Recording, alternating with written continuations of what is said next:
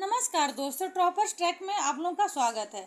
आज हम योजना अवकाश काल से वीडियो लेकर आए हैं, क्योंकि जब पंचवर्षीय योजनाएं चल रही थी बीच बीच में डेट का इशू होगा। आप लोग कहेंगे इतनी डेट से इतना क्यों, क्या हुआ? तो बीच में 3 साल का योजना अवकाश काल आया था, उसके बारे में हम पढ़ा दें आप लोगों को, क्योंकि ये भी जाना जरूरी है। क्वेश्चन आता है इसमें। हम सब्सक्राइब करने के लिए नहीं कहेंगे। देखिए, कोई लोग करते हैं कि नहीं करते हैं सब्सक्राइब, हम कहेंगे नहीं आप लोगों को।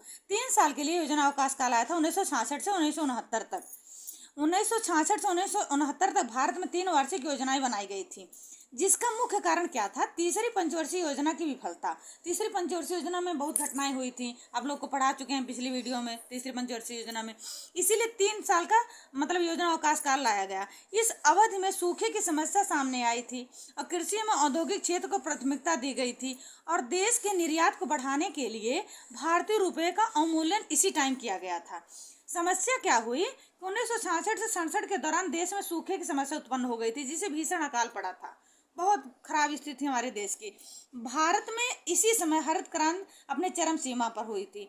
हरित क्रांति इसी टाइम आई थी। 1965 से 67 तक प्रमुख हरित क्रांति का समय माना जाता है। मेन तो 1966 ही बोलते हैं। वैसे तो हरित क्रांति की शुरुआत 1960 के दशक में हो गई थी, लेकिन मेन पॉइंट मानते हैं 1965 से 67 तक। अगर डेट टू डेट आता है तो उसमें 66 डेट बहुत इंपॉर्टेंट डेट है। अब जनक कौन है? तो एम एस स्वामीनाथन जी हरित क्रांति के जनक माने जाते हैं।